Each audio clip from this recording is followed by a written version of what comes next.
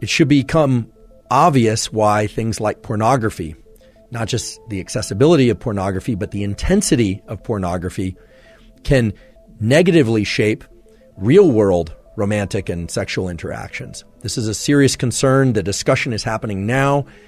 The underlying neurobiological mechanisms you now understand. And this isn't to pass judgment on whether or not people like or don't like pornography. That's an ethical discussion, and it's a moral discussion that has to be decided for each individual by virtue of age, etc. But again, any activity that evokes a lot of dopamine release will make it harder to achieve the same level and certainly the greater level of dopamine through a subsequent interaction. So yes, indeed, many people are addicted to pornography. And yes, indeed, many people who regularly indulge in pornography experience challenges in real-world romantic interactions. Fortunately, most people do not experience or pursue enormous increases in dopamine leading to these severe drops in baseline. Many people do, however, and that's what we call addiction. When somebody pursues a drug or an activity that leads to huge increases in dopamine, and now you understand that afterward the baseline of dopamine drops because of depletion of dopamine, the readily releasable pool. The dopamine is literally not around to be released, and so people feel pretty lousy. And many people make the mistake of then going and pursuing the dopamine evoking, the dopamine releasing activity or substance again, thinking mistakenly that it's going to bring up their baseline. It's going to give them that peak again.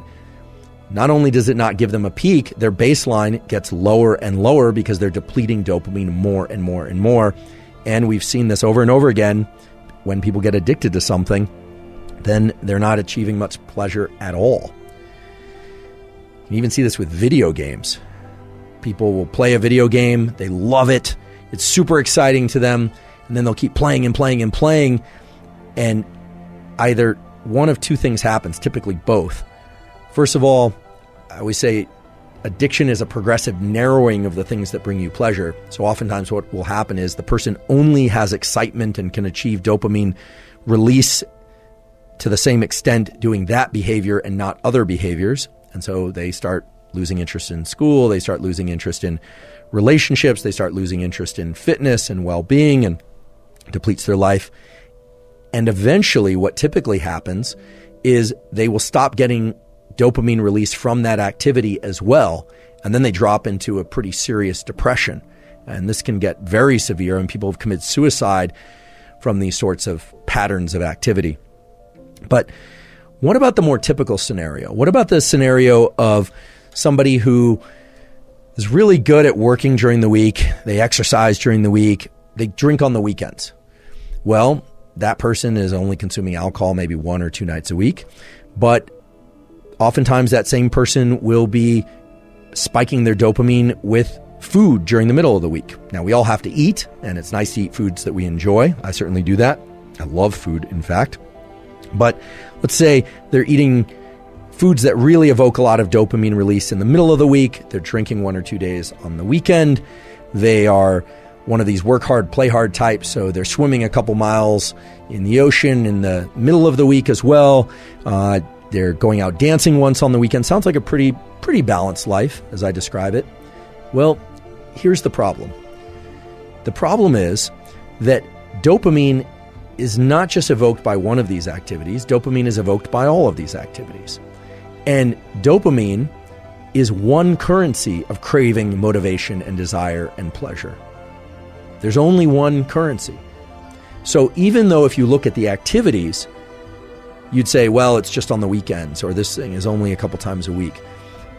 If you looked at dopamine simply as a function, as a chemical function of peaks and baseline, it might make sense why this person, after several years of work hard, play hard, would say, yeah, I'm feeling kind of burnt out. I'm just not feeling like I have the same energy that I did a few years ago. And of course, there are age-related reasons why people can experience drops in energy, but oftentimes what's happening is not some sort of depletion in cellular metabolism that's related to aging. What's happening is they're spiking their dopamine through so many different activities throughout the week that their baseline is progressively dropping. And in this case, it can be very subtle. It can be very, very subtle. And that's actually a very sinister function of dopamine, we could say, which is that it can often drop in imperceptible ways, but then once it reaches a threshold of low dopamine, we just feel like, we can't really get pleasure from anything anymore. What used to work doesn't work anymore. So it starts to look a lot like the more severe addictions or the more acute addictions to things like cocaine and amphetamine, which lead to these big increases, these big spikes in dopamine, and then these very severe drops in the baseline. Now, of course, we all should engage in activities that we enjoy. I certainly do. Everybody should. A huge part of life is pursuing activities and things that we enjoy. The key thing is to understand this relationship between the peaks and the baseline and to understand how they influence one another. Because once you do that, you can start to make really good choices in the short run and in the long run to maintain your level of dopamine baseline, maybe even raise that level of dopamine baseline and still get those peaks and still achieve those feelings of elevated motivation, elevated desire, and craving. Because again, those peaks and having a sufficiently healthy, high level of dopamine baseline are what drove the evolution of our species, and they're really what drive the evolution of anyone's life progression too. So they're a good thing. Dopamine is a good thing.